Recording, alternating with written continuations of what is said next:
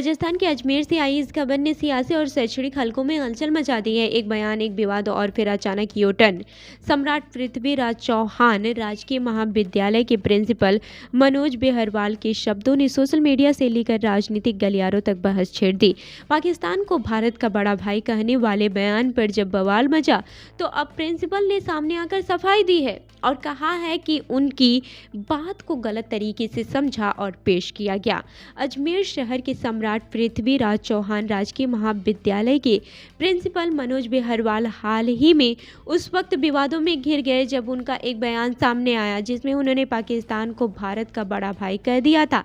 इस बयान के बाद से सोशल मीडिया पर तीखी प्रतिक्रियाएं देखने को मिली और मामला तेजी से तूल पकड़ने लगा। बढ़ते विवाद के बीच अब प्रिंसिपल बेहरवाल ने अपने बयान पर सफाई देते हुए यू टर्न ले लिया है।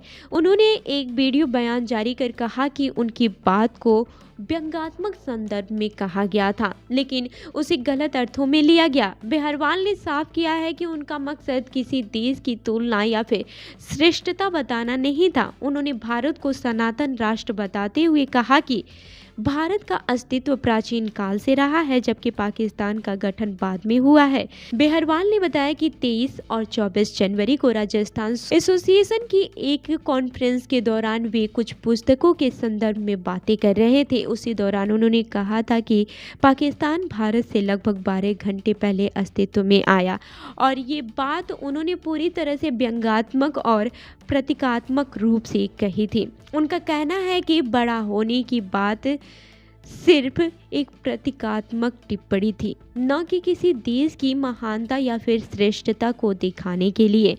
उन्होंने यह भी कहा है कि पूरी दुनिया जानती है कि आज भारत की स्थिति क्या है और पाकिस्तान कहाँ खड़ा है, इसीलिए इस विषय पर किसी तरह की बहस की जरूरत नहीं होनी चाहिए।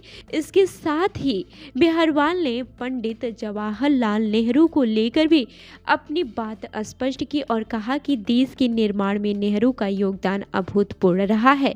फिलहाल इस सफाई के बाद से भी मामला चर्चा में बना हुआ है और लोग इस बयान और उसके पीछे की मंशा को लेकर अपनी अपनी राय रख रहे हैं।